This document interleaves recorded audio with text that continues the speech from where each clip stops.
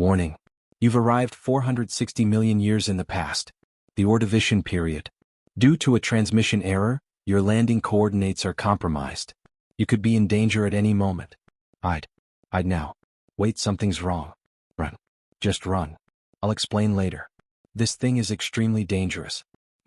Now. You sprint through the water. Warning, you've been marked.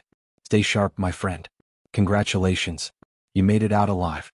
As you look around at the lifeless landscape, the silence feels familiar. Just like our Cambrian journey, no trees, no grasslands, no insects, no animal tracks. Only exposed sedimentary rock and faint traces of microbial life. The Ordovician land is still completely dead. But the ocean? That's where real life thrives.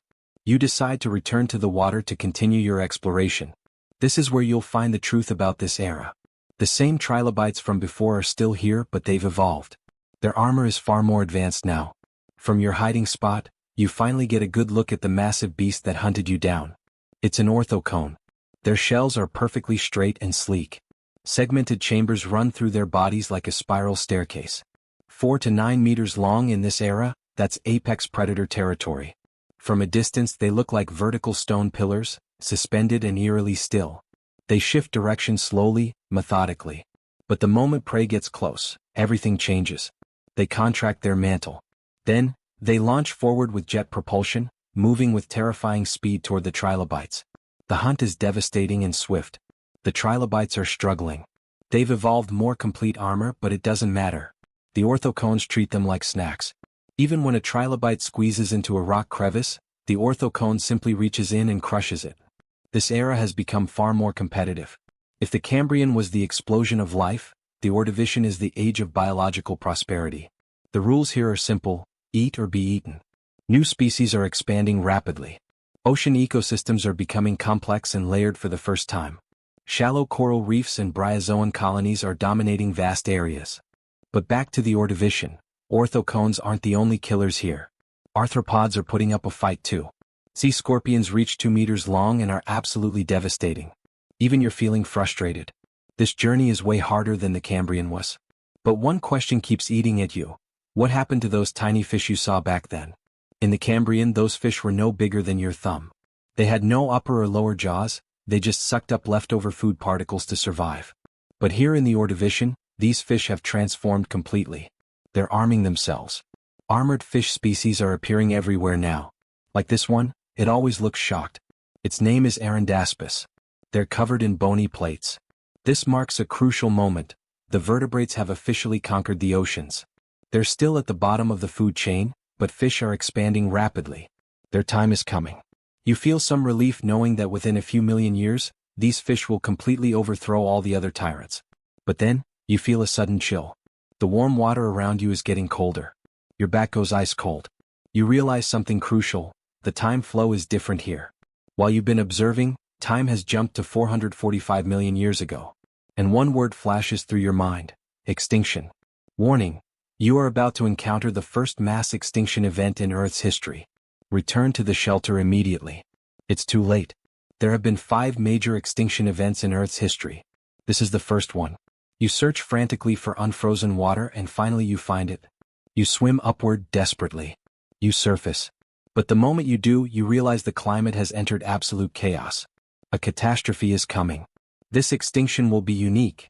It's the only one of the 5 dominated by freezing temperatures. Some scientists think Earth was hit by a gamma-ray burst that destroyed the ozone layer, causing rapid cooling. Others say the supercontinent Gondwana drifted into the polar region, changing ocean currents and plummeting temperatures. Whatever the cause, the shallow seas are cooling fast. And here's the critical part: almost all life in the Ordovician lives in shallow waters. For them, this is apocalypse. The orthocones are hit first. Their massive size, once an advantage, is now a death sentence. They can't survive this temperature shock. And after this extinction, the orthocone family will never recover. They disappear from history. But it's not just them. Countless bryozoan corals, brachiopods, and planktonic invertebrates are all being wiped out. This extinction persists for hundreds of thousands of years. Globally, 85% of all marine species are completely erased. Waters become murky. Currents shift. The ocean floor becomes starved of oxygen. Some species adapt.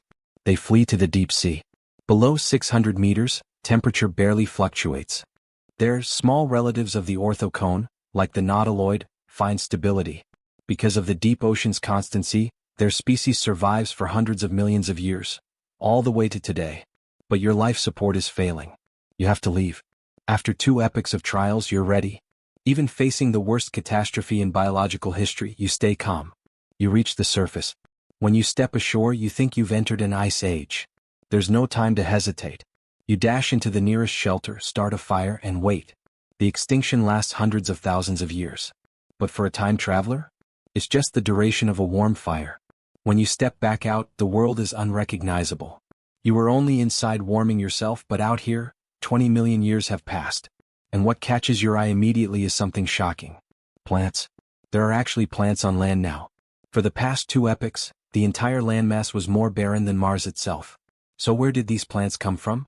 The first plants appeared around ancient inland lakes. Some algae had been experimenting with land for a while. But the intense sunlight would dry them out instantly. Plus there was no soil, just bare rock. They needed shelter and nutrients to survive on land. That's when fungi made a deal. Algae and fungi formed an alliance. They merged into a single organism, the first lichen. Lichens aren't plants or animals. The algae handle photosynthesis. The fungi break down hard rock and extract minerals. They both win. And as generations of lichens died, their bodies mixed with the broken down rock to form the first real soil. With soil came the conditions for true plants. After lichens came mosses, incredibly tough, fast reproducing species that covered the land in no time. Then came the first ferns. You understand now, plants conquered land before animals did. But then something catches your eye at the shoreline. Something that makes your skin crawl. The arthropods that once ruled the oceans, they've somehow made it to land. That's right. The first animals to colonize land were arthropods. They had the perfect advantage.